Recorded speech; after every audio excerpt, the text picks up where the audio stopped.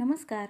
आज मी बनवत आहे सुक्का चिकन मसाला. तर गॅसवर कढई ठेवली, त्यामध्ये 3 ते 4 पळी तेल टाकायचं, अर्धा चमचा जिरं, 1 तेजपानचे तुकडे करून टाकले, 2 कांदे अगदी बारीक चॉप करून ते टाकले, हलक्या सोनेरी रंगावर परतायचे. त्यानंतर त्यामध्ये थोडंसं 2 चमचे बटर टाकायचं आणि 1 चमचा आलं लसूणची पेस्ट टाकून छान परतून घ्यायचं आहे. आता इथे मी 2 टोमॅटोची प्युरी टाकून घेतलेली आहे. यामध्ये एकदा मिक्स करून घ्यायचं आणि थोडं म्हणजे चवीप्रमाणे मीठ टाकायचं आहे आपल्याला. यामध्ये चिकन मॅरिनेट करताना मी मीठ टाकलेलं आहे, त्या अंदाजाने मी इथे मीठ टाकलेलं आहे.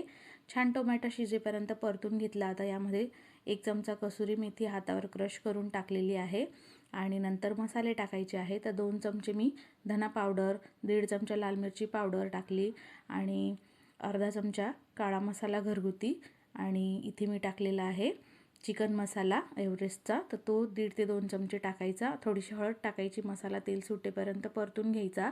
इथे मी चिकन घेतलेलं आहे, अर्धा किलो कॉकरेल चिकन आहे. त्याला हळद, मीठ, आलं लसूणची पेस्ट असं लावून ठेवलेलं होतं, थोडं लिंबाचा रस. ते मॅरिनेटेड चिकन मी यामध्ये टाकून घेतलं, छान मिक्स करून घेतलं आहे. 2-4 मिनटं परतून झाकण ठेवून सुरुवातीला 10 मिनटं शिजून घेतलं. लो फ्लेमवर झाकण काढून एकदा खालीवर करायचं, पुन्हा झाकण ठेवून 1-5 मिनटं शिजून घ्यायचं आहे. त्यानंतर यामध्ये गरजेप्रमाणे गरम पाणी टाकायचं आहे आपल्याला, म्हणजे छान शिजतं ते.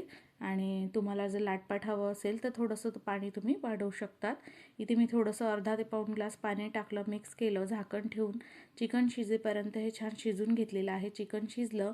आता इथे झाकण काढायचं, खालीवर परतून घ्यायचं आणि मस्त हे सुक्कं होईपर्यंत आपल्याला चिकन शिजवायचं आहे, म्हणजे कोरडं करून घ्यायचं आहे. छान लागतं हे.